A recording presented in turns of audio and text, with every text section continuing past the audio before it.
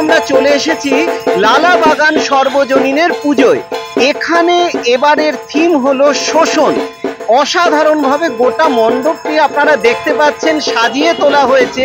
সেই মণ্ডপের বাইরে এবং ভেতরে প্রত্যেকটা দিক কিন্তু আমরা আপনাদের সামনে তুলে ধরবো।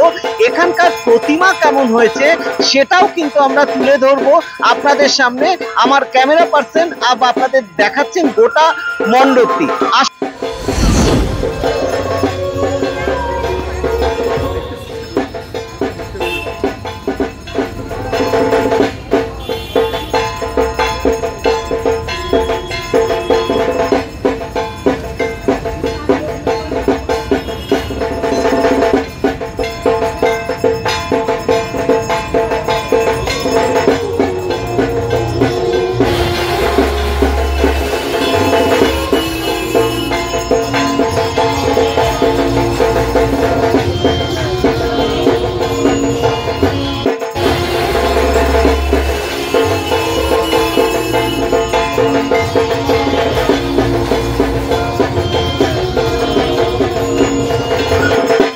এই দেখুন আমার যে পেছনে এই যে একটা জাল আপনারা দেখতে পাচ্ছেন, একটা জাল। কেন বলুন তো?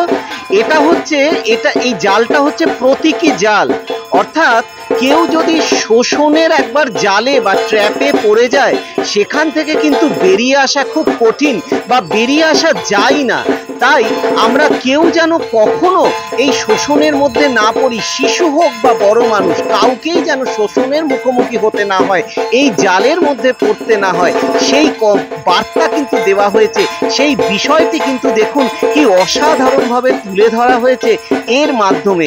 গোটা মণ্ডপ জুড়ে যার ছবি আমরা কিন্তু দেখতে পাচ্ছি, প্রকৃত অর্থেই এখানে কিন্তু শোষণ যে থিম সেটা কিন্তু ফুটে উঠেছে।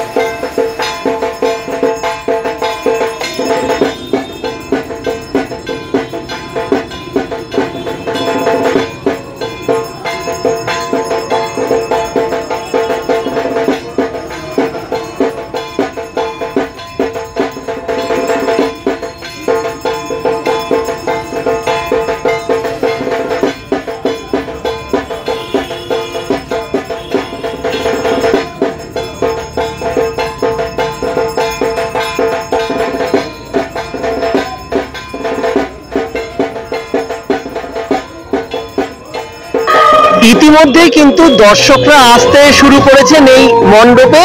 তাদের সঙ্গে একটু কথা বলে নেব। কোথা থেকে আসছেন? আমি আসি হরিদেবপুর থেকে।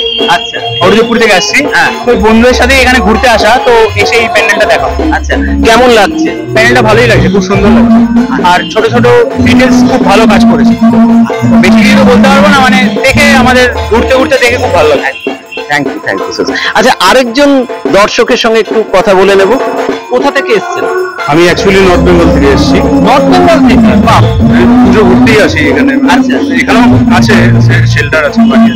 আচ্ছা আচ্ছা আচ্ছা, কেমন লাগছে? ভালোই লাগছে। আমার প্রত্যেক বছর মানে মোটামুটি 2011 থেকে কন্টিনিউয়াস প্রত্যেক বছর দেখা হয়। হ্যাঁ হ্যাঁ, আমার পুজো এনজয় করতে খুব ভালো লাগে। মানে এখানে যতগুলো কাছাকাছি আছে, যতগুলো পারি ওটা দেখে নিই। Thank you, thank you so much. আপনারা শুনলেন দর্শকদের ভিড় কিন্তু ক্রমেই বাড়ছে।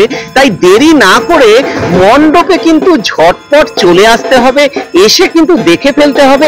এত সুন্দর এই যে মণ্ডপের যে থিম শোষণ, সেই শোষণের এই থিমকে আপনাদের কিন্তু অবশ্যই চাক্ষুষ করতে হবে, তাহলেই বুঝতে পারবেন। এখানে দেখুন এই যে দেবী মূর্তি, তিনিও কিন্তু এই শোষিত মানুষকে রক্ষা করতেই এখানে কিন্তু অবতীর্ণ হয়েছেন।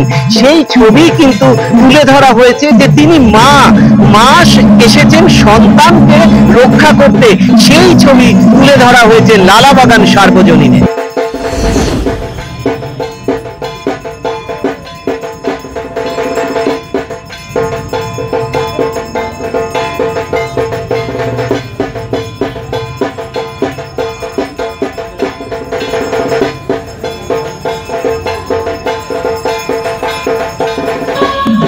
আচ্ছা, এই মুহূর্তে কিন্তু আমরা পেয়ে গিয়েছি এই লালাবাগান সর্বজনীনের এই মণ্ডপটি যিনি পরিকল্পনা করেছেন, সাজিয়েছেন, আমরা কিন্তু তাকে পেয়েছি। তার নাম প্রবীর সেনগুপ্ত।